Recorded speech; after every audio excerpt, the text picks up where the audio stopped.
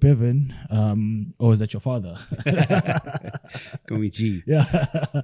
Okay, G. So I just want to have a conversation, have a good time, and thank you for agreeing to join us. We can just start by diving into your childhood, who Bevan is, who Gareth is. Where does it come from, Sure. Well, thanks again. I grew up in the southern suburbs and big family. Had to fight to get your second course meal dinner time, and then went to Wynberg Boys High School and junior, and then went abroad, traveling a bit, and then into studying. Studied at Natal Technikon was my first part of the studying, and then traveling abroad with my photography, and then came back to Cape Town, and then started teaching at Cape College firstly, and then studied a degree in photography, and that's when the academy was kind of founded, and I came across to Stellenbosch to facilitate and help in that process of establishing the photographic side of the academy that Barbara Fazler had set up. And I've kind of been there since day one, going part-time, full-time, working commercially with my private photography, and then the last kind of 5 years I've been full-time in an academic capacity, and now I'm still studying, doing diploma, postgraduate diploma in teaching and learning higher education, which is a little bit different to being a practical photography, but enjoying it. Okay, cool, interesting. And then what inspired you to there's a lot of options out there. There's a lot of careers, engineers, architects, fashion designers.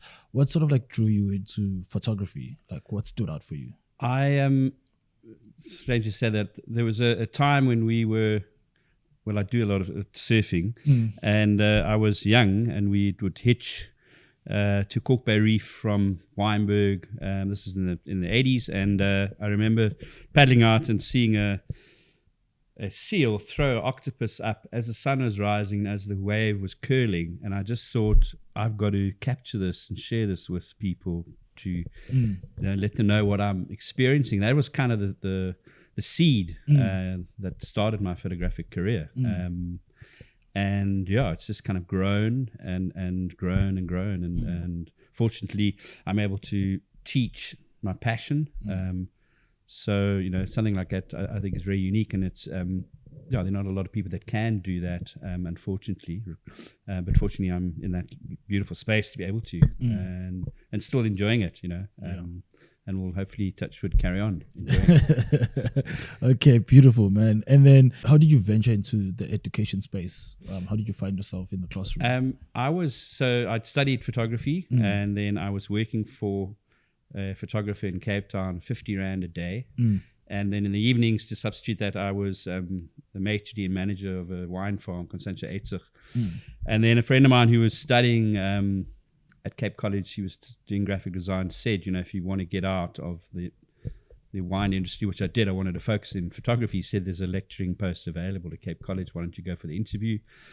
And I literally went off Llandudno Beach in my baggies and T-shirt and went to Cape College, met the person in charge of the art department, had a informal interview, and then went upstairs to the photographic department, met the lecturer that was leaving, and he just said to me, why do you want to teach? And I said, I love people. And I think with photography and understanding people working in the restaurant industry, I've dealt with all kinds of people, and I kind of said, I think I can merge the two really, really nicely and offer something to young people that are wanting to study. And I went back downstairs, and she said, if you really want the role, you've got it. I mean, it was obviously early 90s. I don't know if you'd get a job right nowadays without qualifications of that, but that's kind of how it started. And fortunately, I thoroughly enjoyed it. Working with young creative minds is one thing that keeps me as a lecturer and facilitator young mentally, and I enjoy it. I enjoy that interaction. Okay, beautiful. And then how do you approach teaching photography to students with different skill levels and backgrounds? So interesting question. A lot of institutions have kind of an approach where, that's the module and you've got to stick to what you've been asked to teach. And I find, people are all different. And I like to kind of call a classroom of students like a packet of licorice, all sorts. And they're different types and from different walks of life, demographic. And for me, that's one of the challenges, to bring the best out of each kind of individual, and have that patience with them. There are going to be some individuals that are going to race ahead of others, and whatever first, second, or third year that you teach, you're going to start off, with the basics, but you can still encourage those people that have the expertise or have that knowledge to push them further, at the same time still teaching the basics to someone else. Is kind of you just juggle that, and I think that's one of the tricks or mastery of education, is to be able to try and juggle. You're almost like a puppeteer. Some puppets are hard and brittle and you can throw around, and others you can't. And I think you need to be mindful of that as an educator, and if you can bring that into your philosophy, I think you will succeed. Beautiful, man. Beautiful. Thank you. And what are some of the skills and qualities you believe are important for aspiring photographers to develop? I think as a photographer now, with how things are changing and the speed at which digital technology is advancing exponentially, obviously passion first and foremost. You have to have that passion if you want to succeed. And if you have that passion, you will succeed. And that's what I try and push to my students, that you can have all this knowledge, and there are lots of stuff out there, digital information, and you can read as much as you want, but if you don't get out there and shoot, have your camera on your side, it's an extension of your eye, and have it with you all the time, and keep shooting, keep practicing, you won't succeed. And I think that's, for me, important, that they realize that also photography is not just a career, it's a lifestyle. And if you're not into sitting indoors behind a computer, then photography is for you. You're going to go out, meet different people. You've got to be very confident in yourself, because you're going to be dealing with clients all the time. If you're an individual that's an introvert, you might struggle a bit, but there is a niche for that kind of personality in photography. But generally, you're going to be working in teams with people, collaborating, whether it's a commercial shoot or you're doing your own private project. You're going to be always having to confront people and photograph people. Okay, beautiful. Okay, and what are some common challenges that students face when learning photography? Like, any methods to help overcome those challenges as well? I think, I've seen how photography has moved and changed over the last 15 to 20 years, and when I think about challenges, what normally happens, at institutions, you have this amazing equipment that students get taught on, and they produce these amazing portfolios, and then when they get out there, they no longer have that equipment.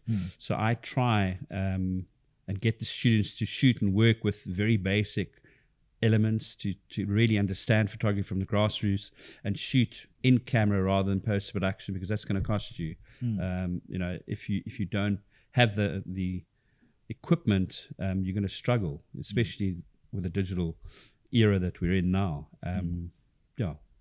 You mentioned camera or post-production. What is the difference, like, for someone that is not in photography? So obviously, with digital, you've got your camera, you shoot onto the sensor, and then you shoot what we call into a RAW format, which is a high resolution format, and then you take that into Photoshop or a program, and then you work on those images with layering, if you want to remove something or add something, or you're doing a portrait change, the eye color, the blemishing. You'll work in Photoshop, you might work in a thing called Lightroom, and then you'll work in post-production, as we call it. In the old school, you would have gone and printed in a darkroom on paper. Here we are digitally preparing that file for an output. Either it's going to be a digital output, or it might go into social media, or it might go into physical print output, and there are various techniques that one needs to do and master for the output of that. Most of the time, clients would tell you which output you'll be shooting for, and that would also then depend on the quote that you give in your rate. If something is print for a hotel that's big in prints, you're going to charge a lot more than something that's going to be put on a website that's a very small digital file. Okay. All right, interesting. And how do you incorporate creativity and artistic expression into the photography curriculum? I'd like to. Within the curriculum, you would have your information that needs to get taught. You would have your technique and you have your practical, and you try and merge the two. And what we try and do is with the technical work, we feed creativity into that, let the students express themselves, make mistakes, but also push themselves into creating interesting elements and work. And then that work they could then apply into a brief or an event that they try to do. We obviously show a lot of visual material from, photographers' work out there, local, African, European, across the board, old and new, what people are doing, contemporary photographers, avant-garde work, and mixed medium work, how they're taking photography and illustration, merging into creating fun, interesting elements in the work, and not just doing pure practical photography. I think the industry is changing a lot, so there's a lot of hybrid work happening, and that's encouraging for this young generation. So they're not just photographers, that they can do illustration and overlay their work with illustration for whatever reasoning they wish to do that. Okay, cool.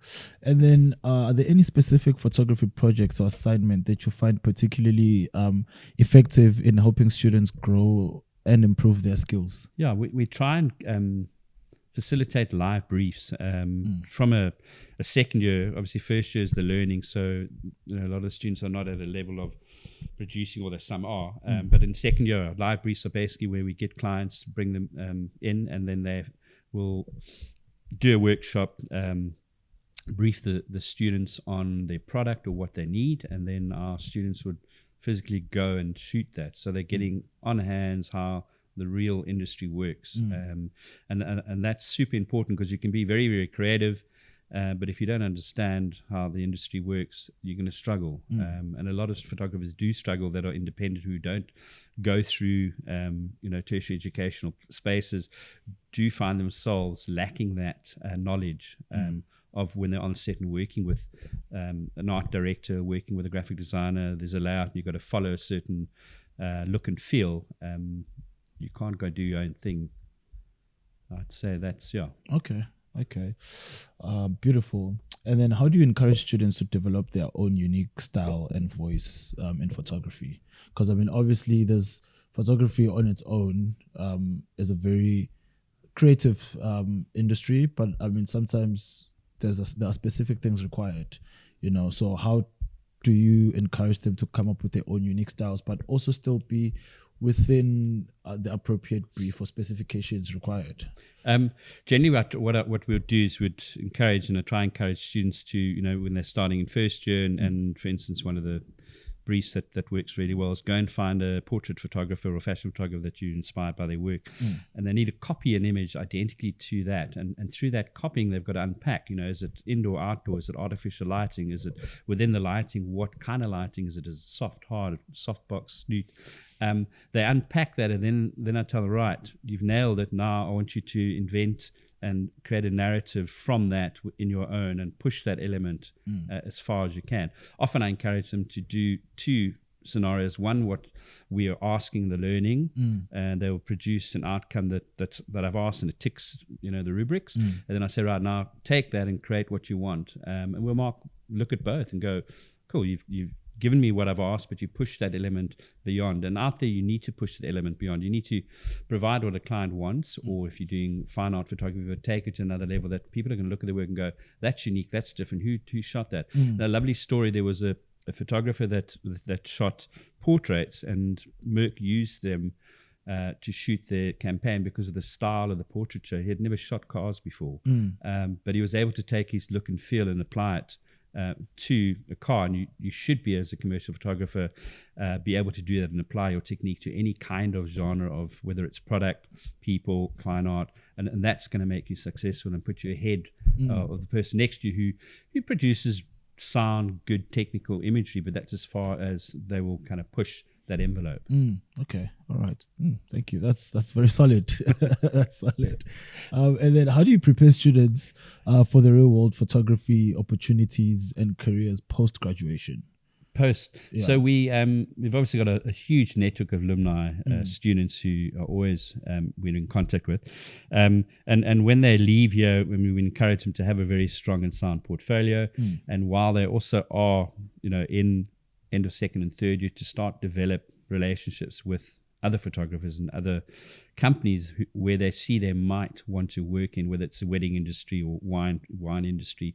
Those are massive industries, and within, if you look at the wine industry, you've got a wine farm would have a conference center that could provide you with social photography, wedding photography. Then you've got there are invariably a deli on the restaurants, so there's food photography. Then there are accommodations, and that's your interior, exteriors, and then portraiture of the farmer, the family. So within just a wine farm itself, there's a lot of different photography that one can do. So we encourage the students to make those contacts, make those connections, and also if they go and shoot a wedding, look to see when you're photographing a wedding, maybe there's this amazing bottle with light shining through the window.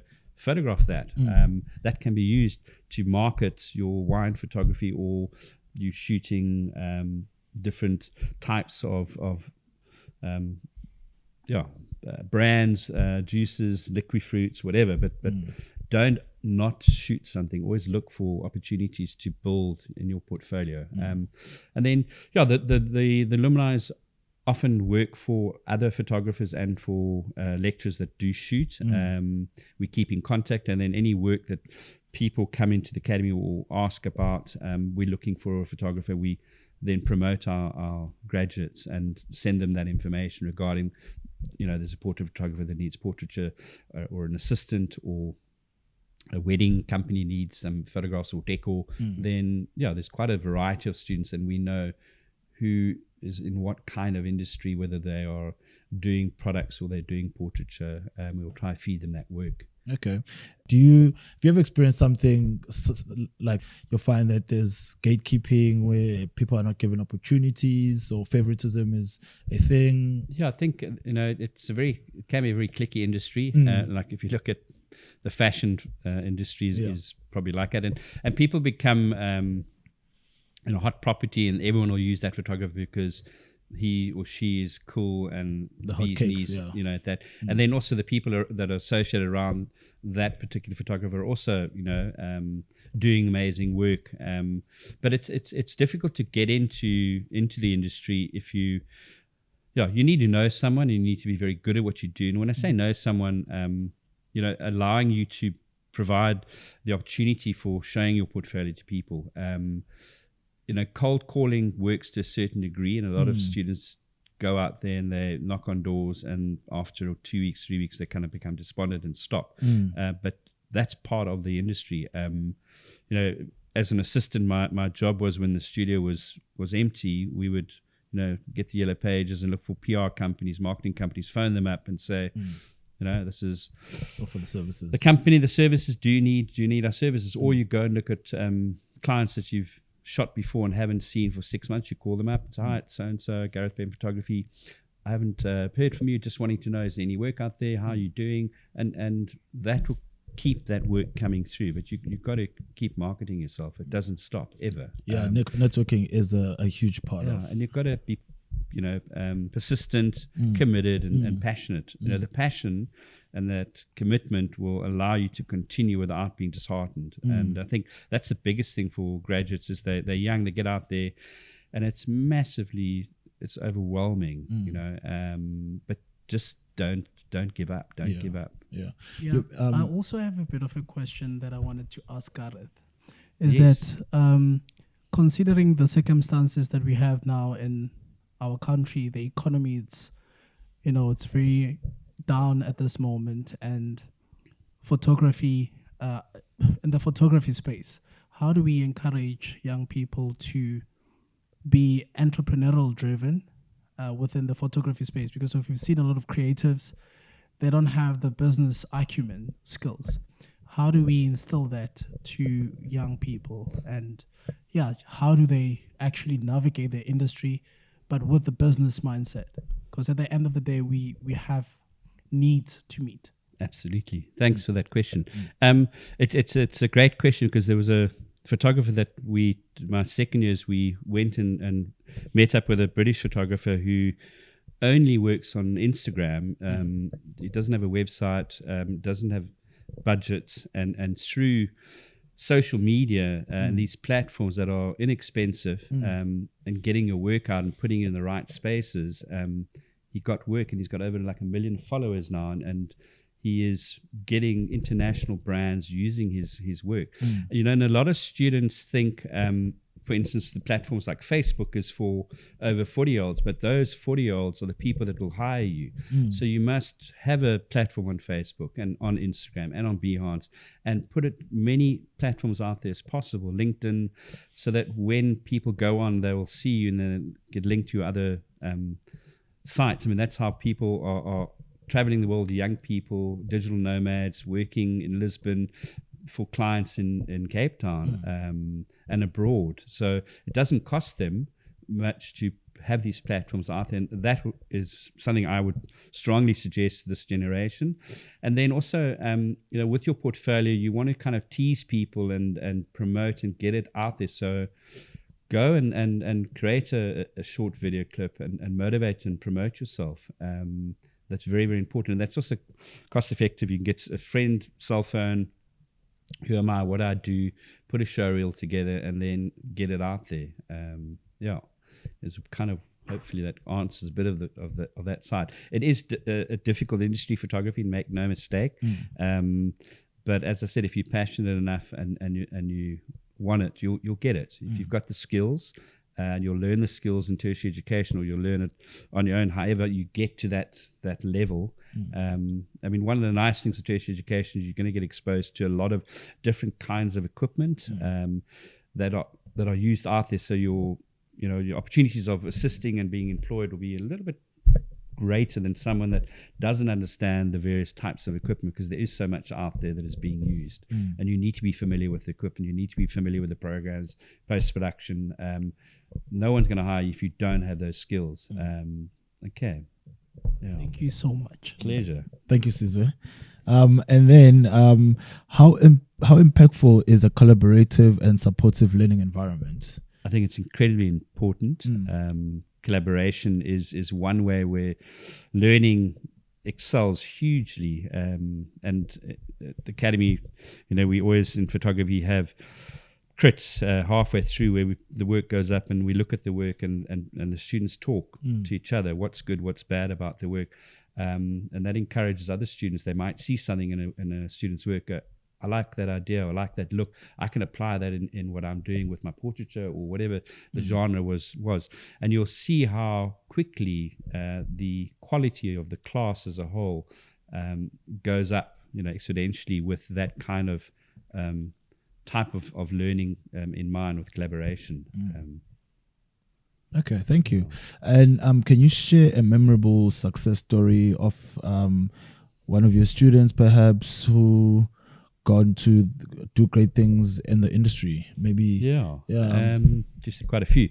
I mean, we've had the Sony World Photography Awards, Student International Awards winner a few years ago, Kun Conrad, who's now got his own gallery, is hiring other photographers and other students from the institution, which is fantastic. Shout out to Conrad. Carl Weeks, another alumni of ours, lives in Amsterdam. He also won a prestigious award. I can't remember what it was called now, but he's doing great commercial work. And then a group of them from that year started the Cape Collaborative, which is an agency that hires assistants, and then they distribute those assistants in the production and film industry, stills industry, and that's grown hugely. It's about 5 of them doing that. So those are the two, and then there are a lot who go and travel, you know, with their photography, either on cruise ships, or they go and work and take photographs, make money, and they're called digital nomads and living the dream. Okay, so we're going to jump into a segment. We're just going to talk about special projects and a couple of stuff that you've done. There's one question, though, that I should have asked you in the beginning. That's like just your role at the Academy. What is it that you do apart from being in class and teaching? My role. Yeah. I make photography fun. Yeah. I mean, I my role obviously just to facilitate the department to make sure that we've got a very amazing team of professionals and photographers that all work together. There's the budgets to make sure that the studio runs. So that's kind of the role that I have to make sure that is fulfilled and things get ordered. And then the studios themselves, the upkeep of the studios, that's also a big role. There's a lot of students here going out in the industry and finding, keeping up to technology, bringing that into the academy, bringing guest speakers here and role players that are in the industry that are contemporary, top of the game, so students can see and experience and be exposed to these kinds of individuals that are doing creative work, not just from commercial photography, but fine art or documentary. So we try to do that a lot. Yeah, well, it's of my opinion that you are out here changing the world. I took my hat off to you, sir. And then just to jump into a special segment, I've been particularly excited to talk about this. You do every year you do the workshop at the Karoo, where you take students out for some amount of time, and they get like copious opportunities where they work there and work on developing their skills. And I was honored to be part of the trip selected or chosen to go there this year. Can you tell us a little bit more about that? Yeah, sure. So, I mean, that started about 20 years ago with my neighbor having a farm in Middelpos, and he had a house, so we would take 10 students there, and back then the students would shoot and hunt and do all sorts of crazy things. Now it's very structured in a sense of learning, but also exposing students to environment in photography that they would never normally do. We go there, we do star trails, light painting, and these are the techniques of long exposures with the stars, and using various kinds of torches and color gels to paint what's in front of us. We get guest speakers in there that come along with drones and do workshops 2-3 in the morning, purely around that genre of photography. And then obviously your conventional landscape photography we cover. We do each year a theme. So this year we had portraiture, we had and last year where we shot on medium format black and white film.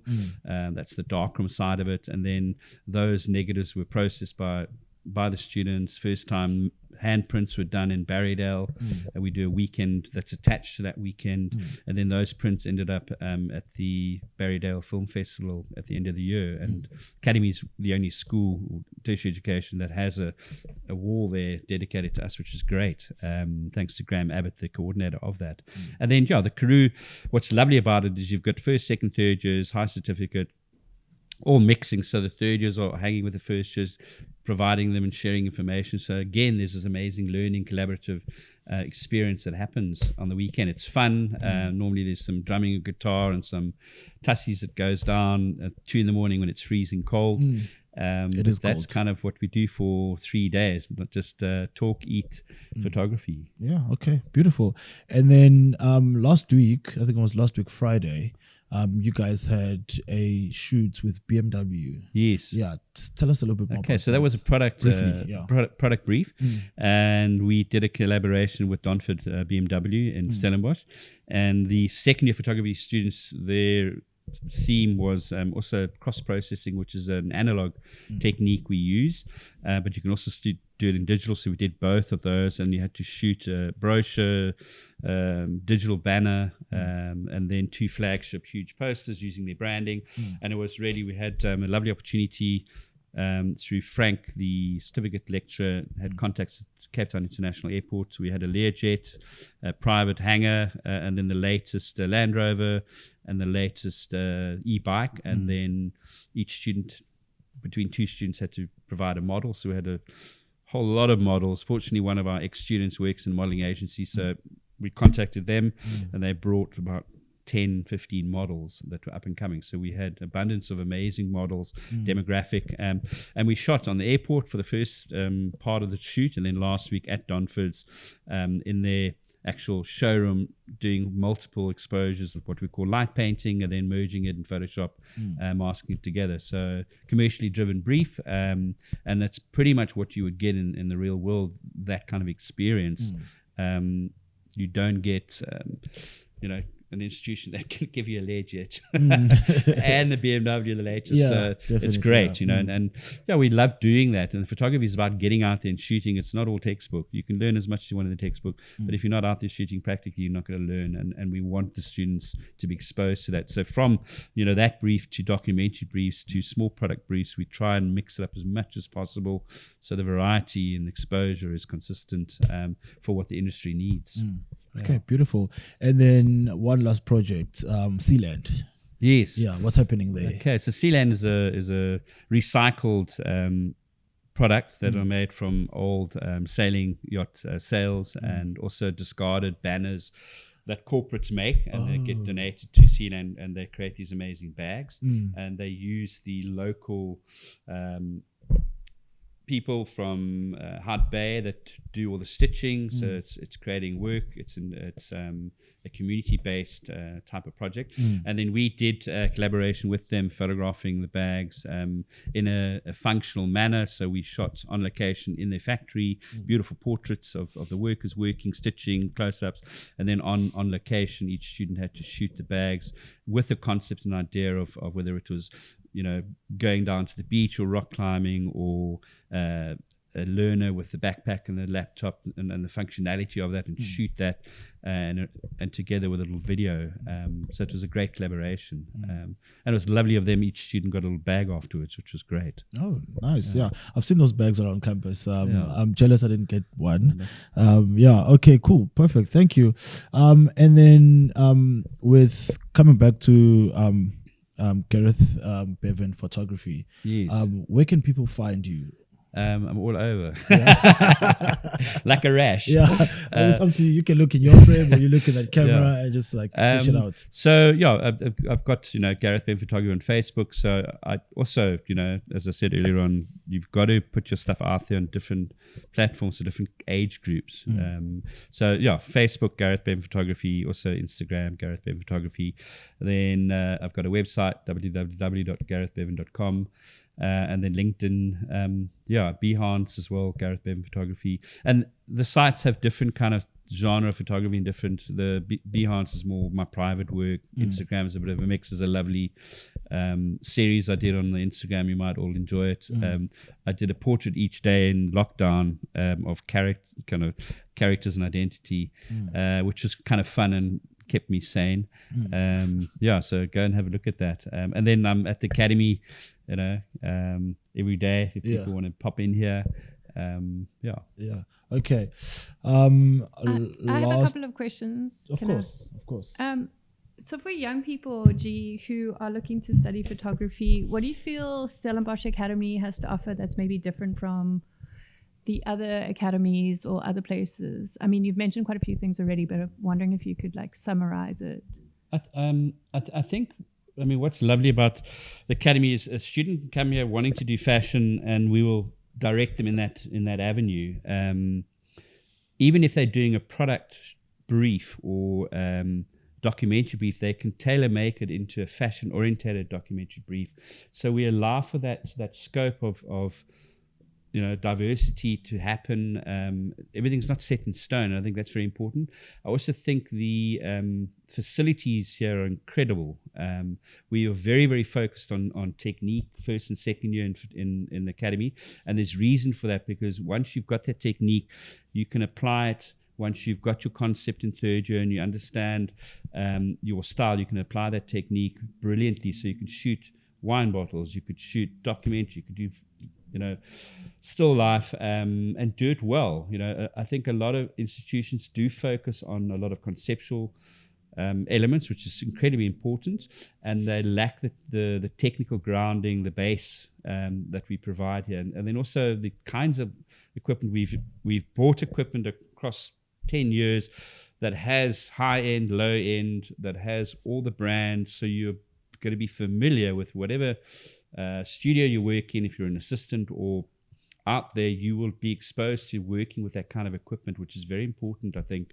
If you are going to be a graduate and you come out of your institution and you go work in a studio and you don't know how the lights work or the camera works, they're going to look at you and kind of question, where did you study and what did you study? And it's important for that. So I think, and also we offer analog and digital. We've still got a black and white darkroom, and we compare and we allow students to shoot analog, scan it, go into digital. And there's a place for that, and definitely a project for that. And that's also what I love about it, is we're not just going, analog's dead. It's not at all. And you can use it creatively in a fine art capacity, moving forwards in your career. Okay, beautiful. One more question, sorry. You were talking about your personal work, G, that we can find on Behance. Is there a particular subject matter or something that you do? So on Behance, I've got some projects that I did. So I did I love landscapes for myself, but with a bit of a twist. So there's a whole series on dogs running on the beach. That was a kind of a project for Tears, which is a NGO that looks after dogs, and that developed into a calendar. That was the one project which I thoroughly enjoyed, working all black and white and dealing with minimalism and space in these spaces. And then taking midday, landscape photography has always had this idea and concept and theory that it has to be the golden hour, early morning, late afternoon, and the lighting for long elongated shadows and the beautiful tones. And I shoot landscapes midday, harsh, on the beach with dried up seaweed. The seaweed becomes the subject matter, and kind of just challenging the norms of what people are taught and expected always. And I think that's the one thing of the academy. Although we say this is the theory, this is how you do it, you can always break the rules, and we want you to break the rules. Get your technique right, and you can break anything, just as long as it's not too expensive. So we want to just encourage that. So I think with the lecturers that are here, that there's such a diversity amongst us, that you can go to any one of the lecturers, and whether it's documentary, product photography, post-production, and there'll be someone there that can give you that advice and give you that direction. Okay. Thank you so much. Any more questions, Kate? I'm done now. Okay. Thank you so much for those questions. Two more things. I know we're out of time, but two more things. I was doing some research and I was surfing the net, and I came across an interesting picture of a very young man standing next to Desmond Tutu. With hair. Yeah, with hair. Just briefly for a second, tell us what's going on there. Yeah, so that was about 10, 15 years ago. Yeah. So Desmond Tutu was overseeing the Table of Unity, which is it's an event that's organized, and they raise money, and the tickets are very expensive. And a massive marquee gets placed at the bottom of Table Mountain, that road, Tafelberg Road, I think it's called, and about 1,000 people come from business communities. And Desmond Tutu oversees this. He's the I don't know what the word is for that, but it's for his charity. It was for his charity, and that was pro bono work that I would do. And it's important that students and photographers do pro bono work and give back where you can.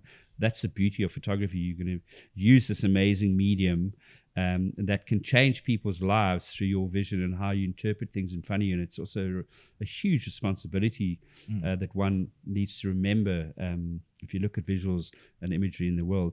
So that was what that was about. And he was I was running around. I always sweat, and he even commented and had a little chuckle with his giggle.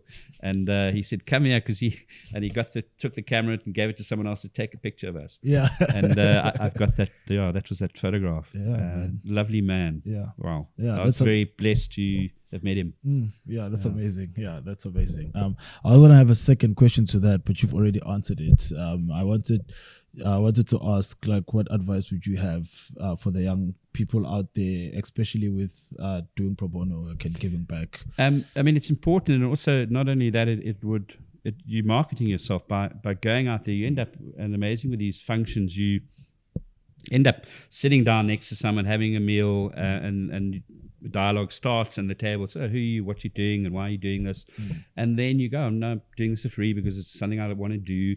And then someone at the table might be a director of a company that's got products, and they go, we need someone to shoot our products. You're the type of guy. Here's our card. Call us, because they're seeing you giving back. They want to help you out. And as a young student, that's how you do it. You know, go out there, and when you're working in a function, promote yourself. A lovely example, you know, I used to shoot a lot of weddings, and then what we would do is my students would assist, and when the speeches were done and the meals, we would go and then project the images from an hour before of the bride getting ready and the groomsmen and the ceremony onto the dance floor wall. And you just have a pile of cards, and it's like advertising. They can see how you've worked. They can see your work. There's the card. It's a no-brainer. You know, it's boom, boom, ching, ching. And you're in there. So be creative and be entrepreneurial in your photography. That's also very important, because there are so many photographers out there that are all doing the same thing. You want to do something that's unique and different, and people and go, "Ooh, who's that? Yeah. I like the sky of this girl. That's different. Let's bring them in." Yeah. You got the talent, and you're going to make it. Believe me. All right. Well, beautiful. Okay. Mr. G, thank you That's so good. much for gracing us with your presence today. Thank you. This dude. has been very insightful and very inspiring. And I hope people out there will go out on Instagram and look out for Garyth Bevan Photography and check it out. Thank you so much. For me and my team, signing out. Till next time.